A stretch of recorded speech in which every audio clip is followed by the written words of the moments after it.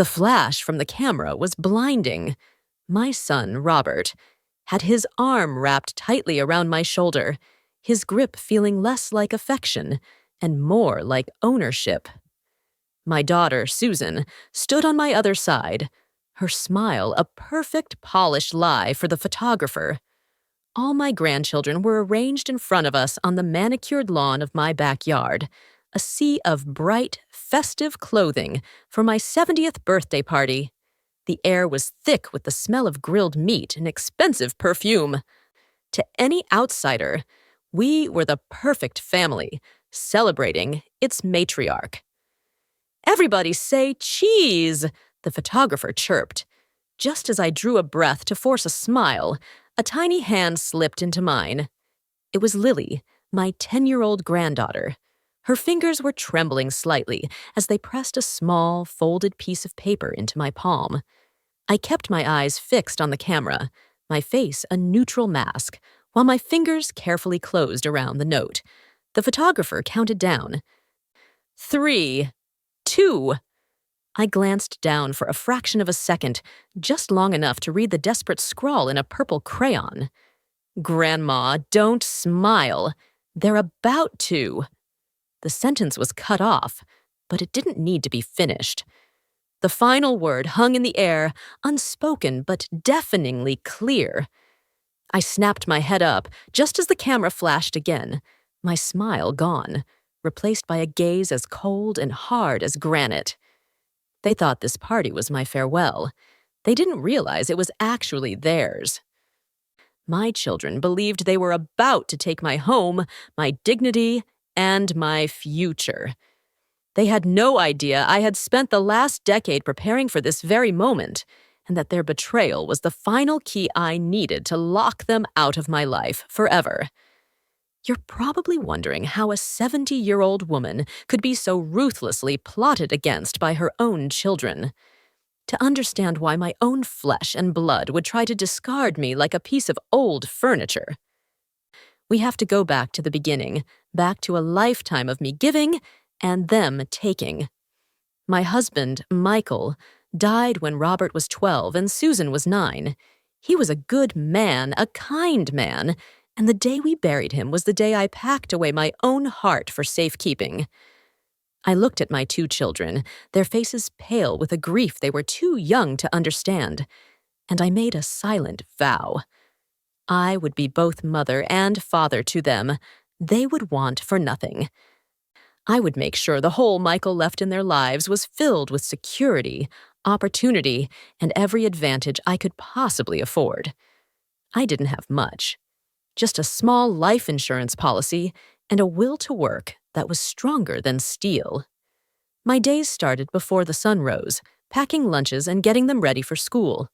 After I dropped them off, I went to my job as a seamstress at a local tailor shop, my fingers flying across fabric until it was time to pick them up. While they did their homework, I cooked dinner, and after they were tucked into bed, my second workday began.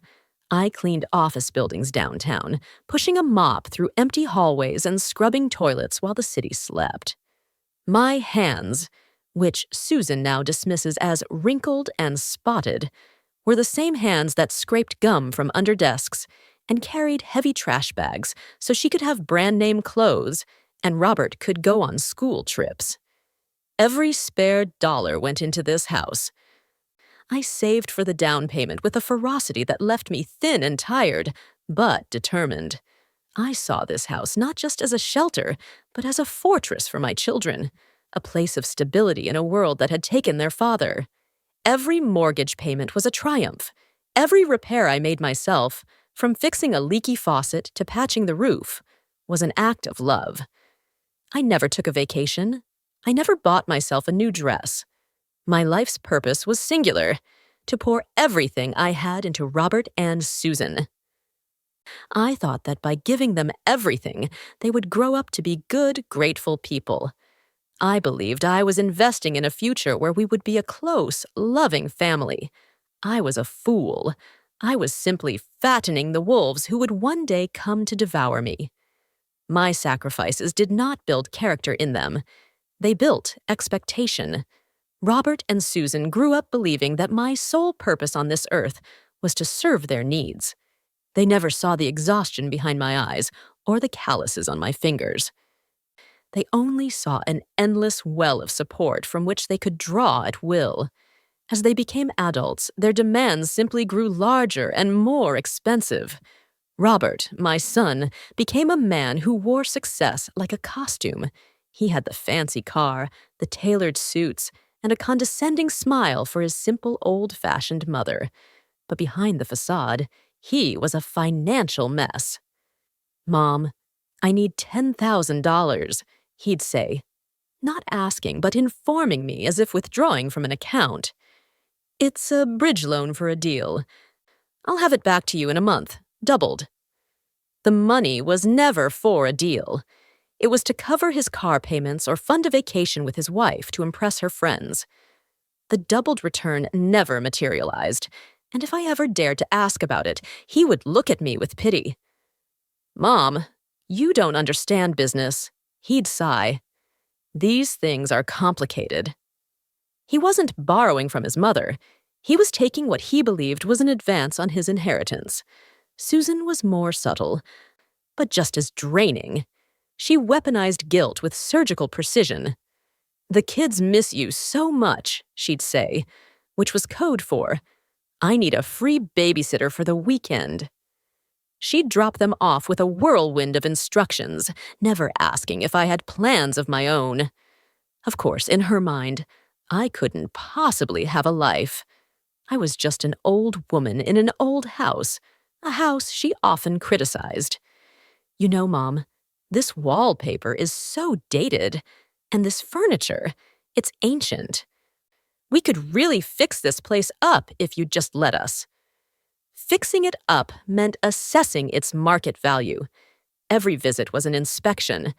Every hug felt like they were measuring me for a coffin, eager to get their hands on the one valuable thing I owned. They didn't see a home filled with memories. They saw a 3-bedroom, 2-bath payday waiting to happen. The turning point came about 5 years before that disastrous 70th birthday party. It was the moment my quiet disappointment hardened into cold, sharp clarity. Robert came to me in a panic, claiming his business was on the verge of a major breakthrough, but that a partner had pulled out, leaving him with a massive shortfall. He said he stood to lose everything. Susan was with him, her face a mask of worried sympathy. They presented it as a family crisis. They needed $50,000. I told them I didn't have that kind of money in savings. My blood ran cold when Robert slid a sheaf of papers across my kitchen table. "It's okay, Mom," he said, his voice smooth and reassuring. "We've figured it out. It's a reverse mortgage application. All it means is the bank gives you money against the house's value. You don't even have to pay it back in your lifetime. It's perfect for someone in your situation." Susan chimed in, "It's for your own good, Mom. This way, you have a safety net, and we can handle this emergency. It's just paperwork." They pointed to the signature lines, covering the dense legal text with their hands. I was a trusting fool. I believed that no matter how greedy they were, they would never risk my home, my sanctuary. I signed. A month later, a letter from the bank arrived, addressed to me. It wasn't a reverse mortgage. It was a home equity line of credit, and they had already withdrawn the full $50,000. When I confronted them, their masks fell off completely. Robert was indignant. "What's the big deal? It's our inheritance. We just used it a little early. I needed it." Susan was worse. She cried, but not from remorse. She cried from the frustration of being caught. "We were going to tell you," she sobbed. "You're making this so ugly." That night, after they left, the house felt different. It was no longer a fortress. It was a target. They had shown me their hand. They had proven they were willing to steal my security from under my feet and call it their right. I looked at the photograph of my late husband, Michael, on the mantelpiece. I had failed to see the rot that had grown in my own children. I didn't cry. Tears were a luxury, a weakness I could no longer afford. Instead, I picked up the phone and called a number I'd found in the phone book, a name under the listing, financial law. It was time to build a new fortress, one they would never find the keys to. The woman I met with was named Evelyn Davis. She wasn't one of the slick, smiling lawyers from television commercials. She was in her late 60s, with sharp eyes that seemed to see right through me, and she didn't waste time on pleasantries. I sat in her mahogany-paneled office and told her everything. The years of sacrifice, the endless demands, and the final crushing betrayal of the home equity loan. I didn't cry. I laid out the facts like a general detailing an enemy's movements. When I finished, she simply nodded. "This is not a family squabble, my dear," she said, her voice firm. "This is a financial war, and right now you are losing. We need to change that." Over the next 6 months, Evelyn and I worked in secret. The first thing we did was establish something called the Matriarch Trust. We quietly transferred the ownership of my house into it. Legally, the house was no longer mine. It belonged to the trust, and I was its sole beneficiary and trustee for my lifetime. Evelyn drafted the trust documents with the precision of a bomb maker. She included one particularly beautiful clause: any named beneficiary who initiated legal action against the trustee, me, would be immediately and irrevocably disinherited. They would be trying to sue a ghost for a house it didn't even own. Next, we addressed my finances. My children believed I lived on a meager pension and Social Security. They had no idea about my hobby. For 30 years, I had run a small private catering business from my kitchen. I specialized in lunches and small events for the downtown office crowd. Robert and Susan saw it as a quaint pastime, something to keep the old lady busy. They never knew I was clearing over $50,000 a year, tax-free, in cash. I never spent a dime of it. It went into a separate account they knew nothing about, which I had been investing with quiet, steady success. Added to my late husband's pension, which I had never touched and had allowed to grow for 40 years, my net worth was something that would have sent my greedy children into a dead faint. Under Evelyn's guidance, we funneled all of it into a newly created anonymous holding company. On paper, I was a poor old woman. In reality, I was becoming a silent powerhouse. For the first time since Michael died, I felt safe. I was no longer just a mother, I was a fortress. And I was waiting for them to lay siege. While I was building my financial fortress, a small flower was blooming in the cracks of my broken family, my granddaughter, Lily. She was Robert's only child, but she was nothing like him. Where Robert was loud and arrogant, Lily was quiet and observant. Where his wife was consumed with appearances, Lily was content with simple things.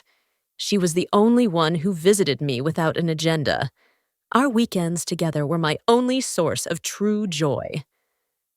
We'd bake cookies in my ancient kitchen, her small hands covered in flour. We'd work in my garden, and she'd listen, wide-eyed, as I told her stories about her grandfather, Michael, a man she'd never met. She saw me not as a bank or a babysitter, but as her grandma. About a year before the birthday party, she started coming to me with a worried frown on her face. She would repeat snippets of conversations she'd overheard between her parents. "Mommy told Daddy that you were getting stubborn," she told me once while we were weeding the petunias. "She said you might sell the house and give the money to charity, and they can't let that happen." Another time, she came to me in tears. "Daddy was yelling on the phone with Aunt Susan," she whispered. "He said they had to act fast to secure the primary asset and get power of attorney." "Grandma, what's an asset?" I hugged her and told her it was just boring grown-up talk she didn't need to worry about. But inside, my heart turned to ice. They weren't just planning to take my house anymore. They were planning to take my mind, my legal right to exist as an independent person. They wanted to declare me incompetent. Lily was my little spy, an innocent one, who fed me the intelligence I needed. Her warnings allowed me to prepare Evelyn Davis for the inevitable final assault. We had all our countermeasures ready, waiting for them to make the first move. So, when her small, trembling hand slipped that folded note into mine during the family photo, I knew what it meant. Grandma, don't smile.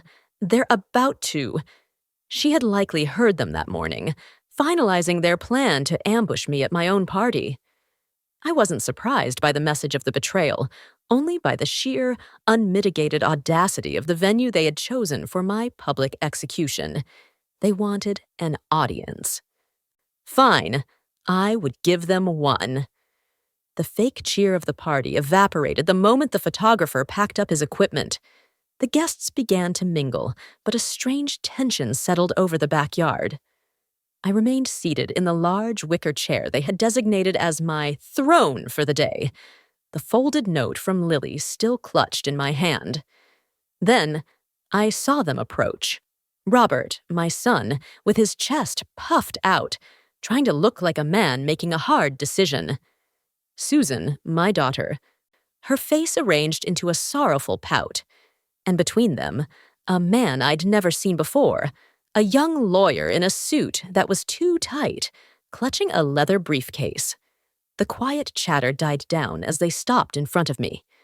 Robert cleared his throat, commanding the attention of every guest. "Everyone," he began, his voice filled with false gravity. "Can I have your attention for a moment? My sister and I, we have something difficult to announce."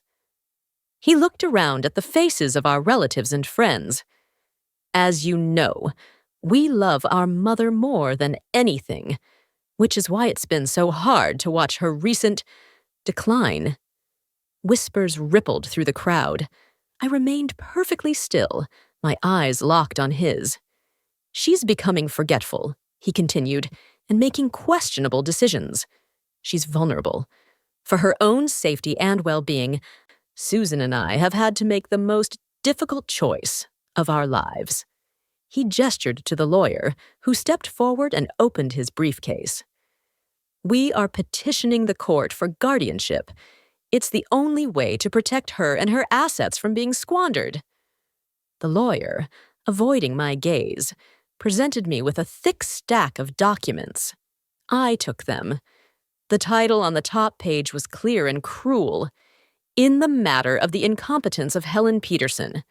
They were going to strip me of everything, right here, in front of everyone I knew. This was the ultimate humiliation. Susan began to produce theatrical sobs into a handkerchief.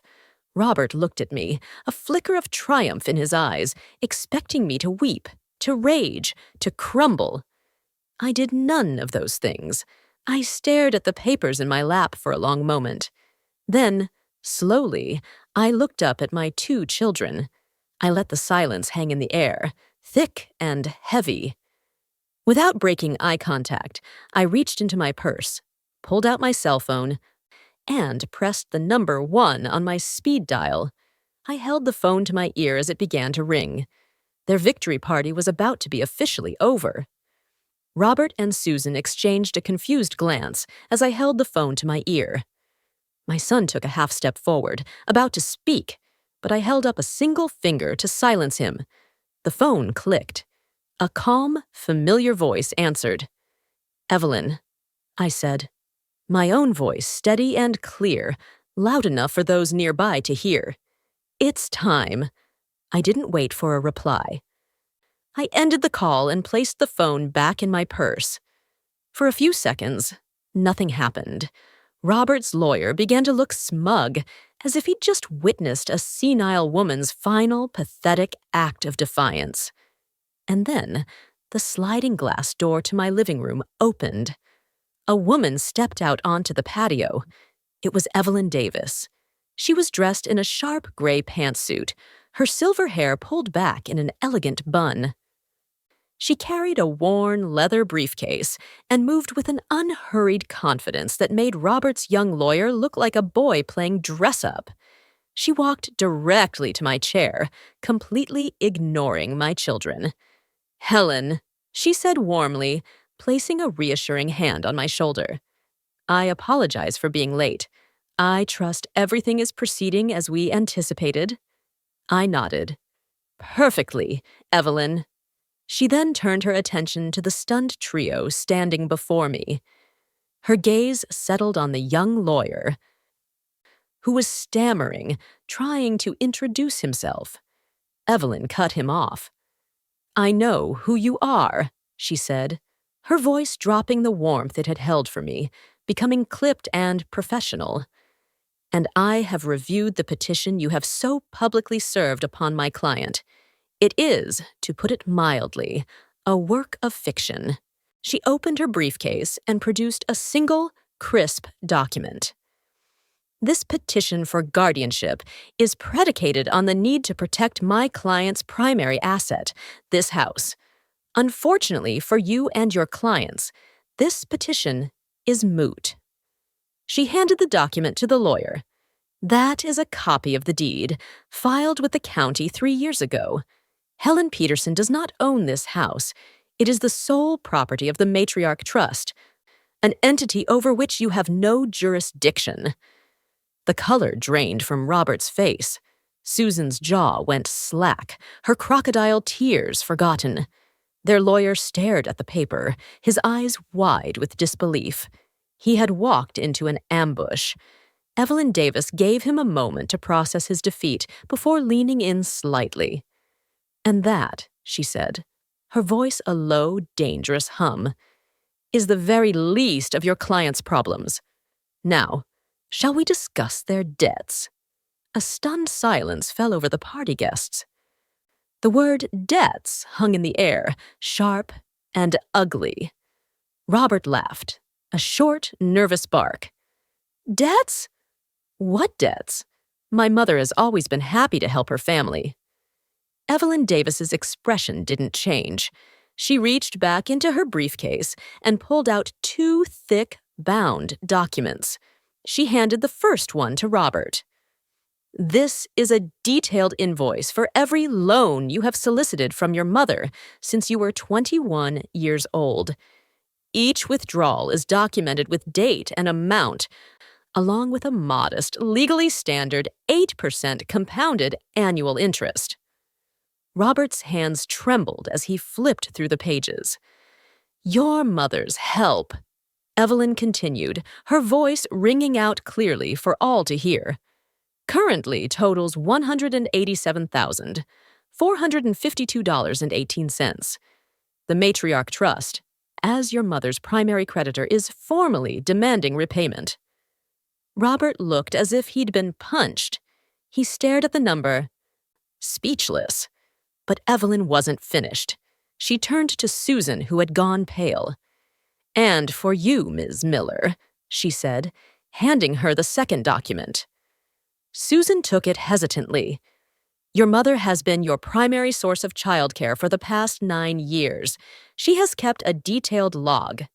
At the conservative local rate of $20 an hour for an approximate total of 4,160 hours, you owe a bill for services rendered. The total is $83,200.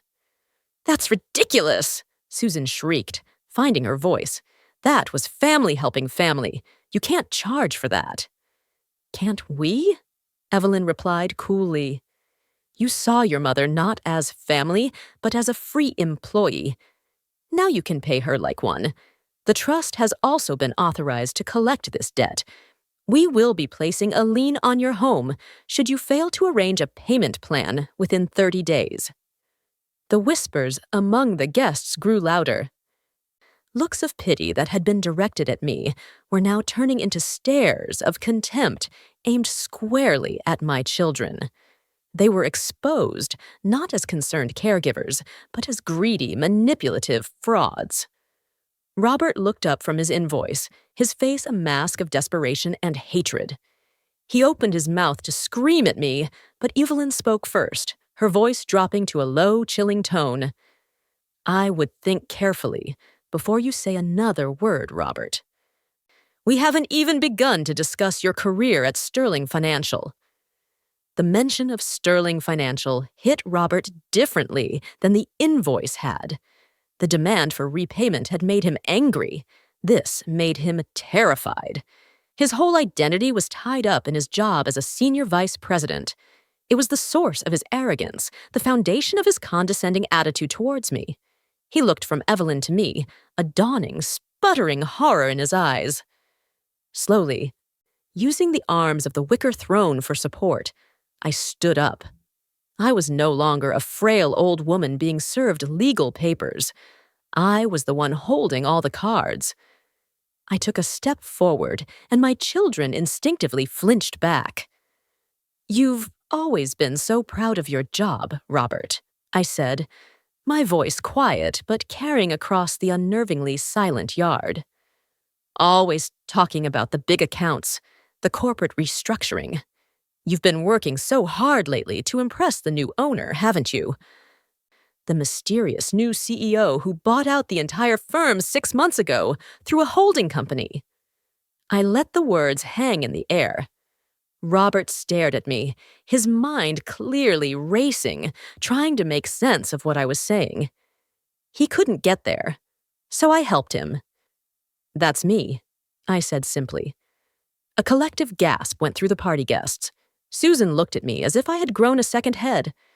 Robert just shook his head in numb denial. No, that's impossible. Is it? I asked. The catering business you dismissed as my little hobby was more profitable than you could ever imagine. And your grandfather's pension, which I never touched, grew into a fortune. Buying your mid-level financial firm was surprisingly affordable. I turned to Evelyn, who held up a final, thin folder. As the new owner, I am, of course, entitled to review my company's books. I ordered a full forensic audit of your department, Robert. It's amazing what a real accountant can find when they start looking into your expense reports and client fund transfers. As if on cue, the side gate to the yard swung open. 2 large men in professional black suits and earpieces stepped through. They were not police officers. They were corporate security. They fixed their eyes on Robert. You've been embezzling from me for 2 years, Robert, I stated, my voice devoid of all emotion. And now your employment is terminated. These gentlemen are here to escort you off my property. Robert was frozen for a moment, his mind unable to process the complete destruction of his reality. Then, as the security guards took up positions on either side of him, he snapped. You can't do this to me, he screamed, his voice cracking. He wasn't yelling at the guards, he was yelling at me. I am your son. After everything you owe me. The sheer, breathtaking entitlement of his words hung in the air. The guards didn't flinch. One took his left arm, the other his right, in a firm, inescapable grip. His struggle was pathetic. He was a man in a tailored suit being frog-marched out of a backyard birthday party like a common drunk. You'll regret this, you old witch, he shrieked as they guided him towards the gate. You'll die alone. The gate clicked shut behind him, leaving a stunning silence in its wake. Every eye in the yard now turned to Susan. She stood alone, a solitary island of ruin. The invoice for her childcare lay on the grass at her feet. Her face was a mess of smeared makeup and genuine, terrified tears. The theatrical sobs were gone, replaced by the silent, hiccuping breaths of pure panic. She looked at me, her mouth opening and closing, but no words came out. She seemed to shrink, becoming a little girl again, caught doing something terribly wrong. Evelyn Davis stepped forward into the space Robert had vacated. Her voice was soft now, but carried a weight of finality. Ms. Miller, she said, addressing Susan but speaking for the benefit of all present. As I stated, the matriarch trust documents are very precise. I'd like to draw your attention to Article 4, Section B. Evelyn paused, letting the legalistic language sink in. It stipulates that any named or potential beneficiary who initiates, joins, or supports any legal action whatsoever to contest the authority of the trustee, declare the trustee incompetent, or seize control of the trust's assets, is to be treated as if they had predeceased the trustee. They are permanently and irrevocably struck from the trust. She let the words land. By signing that guardianship petition today, Susan, you legally disowned yourself. You will inherit nothing. Not this house, not a photograph, not a single dollar. The only thing you take from this family is the bill for $83,000, which we will be collecting with interest. Your greed has cost you everything. The party guests left quickly and quietly after that. There were no cheerful goodbyes. Instead, aunts, uncles, and old family friends would walk past me, touch my arm, and give me a small, sad nod of understanding and respect. They had all been witnesses, and they had seen the truth. The public stage my children had built for my humiliation had instead become the site of their own ruin. Susan didn't move for a long time. She just stood there on the grass, a statue of disbelief, while the world I had built for her crumbled around her. Finally, she gathered herself and walked away without another word, her shoulders slumped in utter defeat. The yard was quiet, littered with the festive debris of a celebration that had become a reckoning. Then, a small hand slipped into mine. It was Lily. Her face was pale, and her eyes were wide with a mix of fear and confusion from the things she had seen and heard. I knelt down, ignoring the ache in my old knees, so I could look her in the eye. "Grandma," she whispered, "are you okay?" I pulled her into a hug, a real one, full of a warmth I hadn't allowed myself to feel all day. "I'm more than okay, my sweet girl. I'm free." I pulled back and gently brushed a strand of hair from her forehead. "I know that was scary, but I need you to understand something. This was never about being mean or about revenge. This was about respect. Your father and your aunt, they forgot that a person's worth isn't measured by what you can take from them. They thought my love was a weakness they could exploit. I had to show them that real love comes with strength, and that you must never, ever let anyone take your dignity." I stood up, holding her hand tightly in mine. I looked around at the house, my house, truly and completely mine again. They wanted to put me in a home and sell this place. They wanted to erase me, I said softly, but they failed. And now you and I are going to fill this house with new memories. We're going on a long trip, anywhere in the world you want to go. And one day, all of this will be yours. Not because it's valuable, but because you, my dear Lily, are the only one who ever understood what it was truly worth. We stood there together, the old matriarch and the young girl, hand in hand, as the sun began to set on the wreckage of the old family and the dawn of our new one.